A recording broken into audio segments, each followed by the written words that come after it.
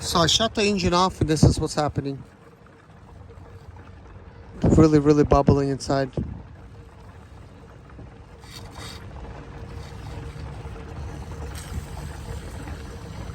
I'm just gonna release some pressure.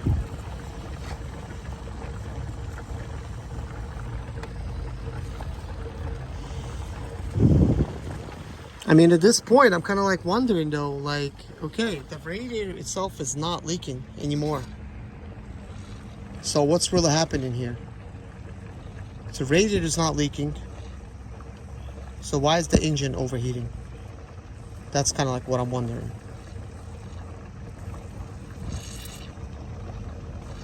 Does it have an air pocket in the system now? Is this what it is? You can clearly see it's bubbling way over there at the bottom.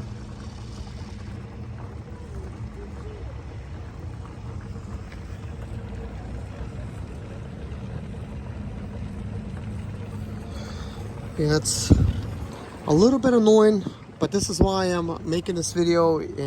It's to show you guys kind of like what I'm going through.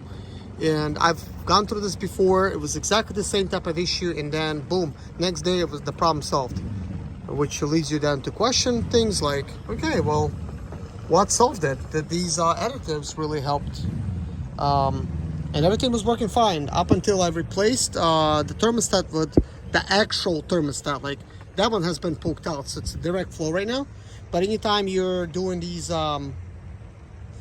type of head gasket fixes or whatever, because right now we're just doing a radiator fix, you're supposed to basically get the thermostat out so that it could free flow. But in reality, I'm thinking that I'll just have to, first of all, at this point, stop the engine from overheating, because I did not have the overheating problem up until now. Technically, radiator started acting up yesterday, and but I drove like 150 miles approximately. I came home and it was and basically there was a steaming on the right side of the engine, on this side. So I was like thinking, okay, well, why is it doing that? Why is there steam coming out over here from this side? Is the thermostat not doing its job? Is the radiator cap not doing its job? So I went ahead and replaced the cap with a new one, and I replaced the thermostat without having any thermostat, which I know I already said that many times, but I'm just stating the facts here.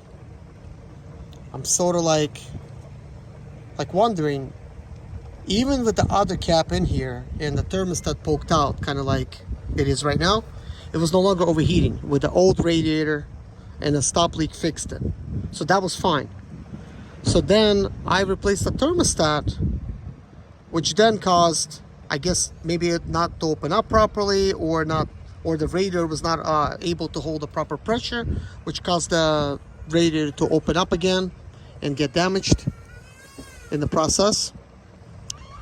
So that was causing it to steam out of the side of the radiator, but the engine was still not overheating, which is interesting.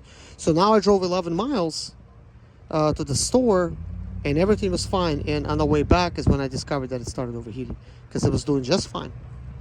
So we were able to get that far, which is a lot of questions, not a lot of answers. I could tell right now the engine is still kind of warm, even with me recording this video. I could tell it's about 4 minutes now. And the reason I'm still blabbering over here is so that you could actually tell how long this process takes in reality. Keep you from being bored. This might cause the water right now to bubble out, and that's fine.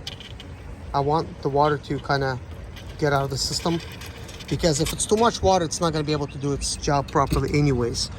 I could definitely tell there's copper things in there towards the top, so it did have a chance to circulate somewhat. I'm not sure if any of that made it to the radiator or whatnot, but certainly that was what I poured into the engine, and now it's here. So what I'm really trying to do is to basically get some of this water out and let the engine cool and see where the level actually falls to.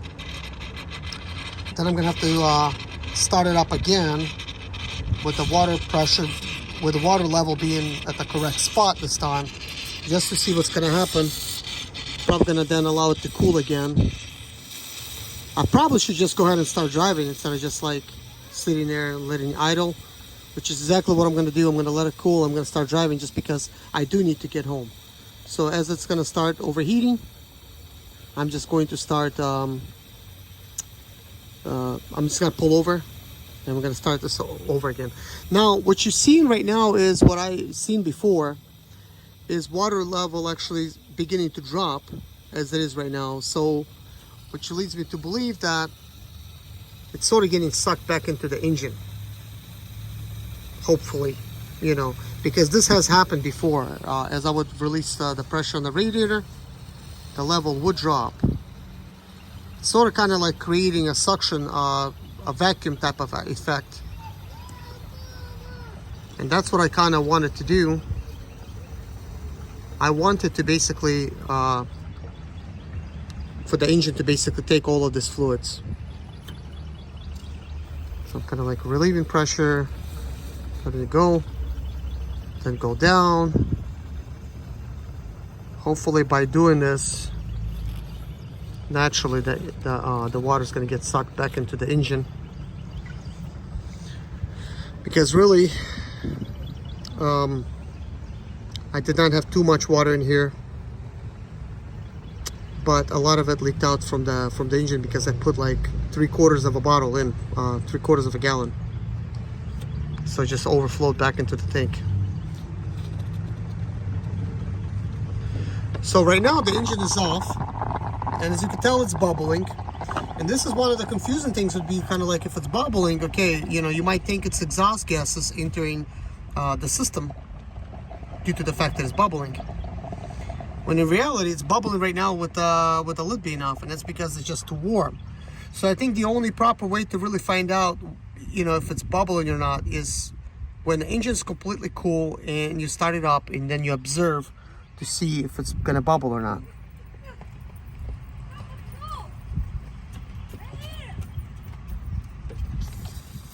Interesting. It's kind of like this is like separate system over here. So I'm letting some of the water loose over here, and I open this up, and it's actually now getting rid of some of the vapors. So water level is beginning to drop even more, which is good. So right now it's at the line. I'm not sure if we're going to lose any more, but we're not technically losing it. It's just going where it's going. So at this point, it's been like 8 minutes. We only have currently a leak on this side. The only time, I mean, right now, if I don't have to go anywhere, I would let it cool down completely and start it up and see if the leak develops on the left, on the right side of the engine, which would be that side where there's no water leak currently. This is just the water leaked out from the overflow tank, and not much at that.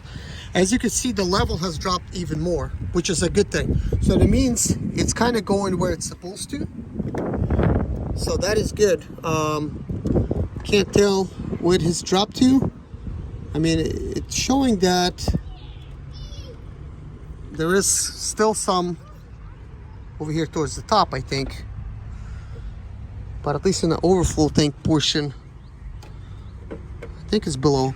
But it's really hard to tell, guys. I mean, maybe this is the new level, but not over there. It's really hard to tell.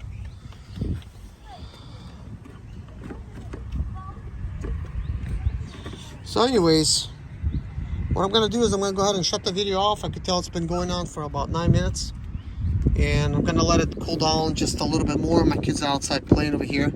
We just parked at a church for this refuge here.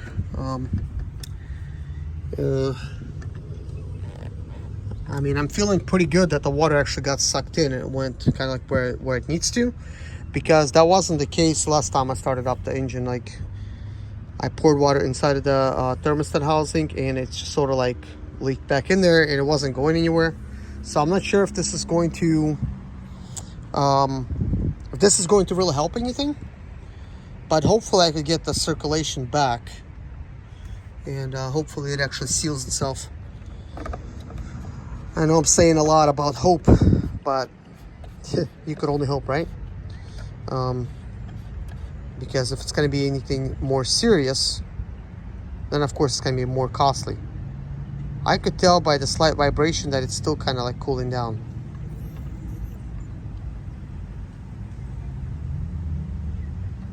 So I'm just going to leave the radiator cap off for now. Just going to let it sit for about 3 more minutes. I'm going to begin to drive, and I'm going to pull over. I'm going to time it. I'm just going to put a timer on my phone instead of just recording it, and check the timer, how long it actually takes for it to overheat.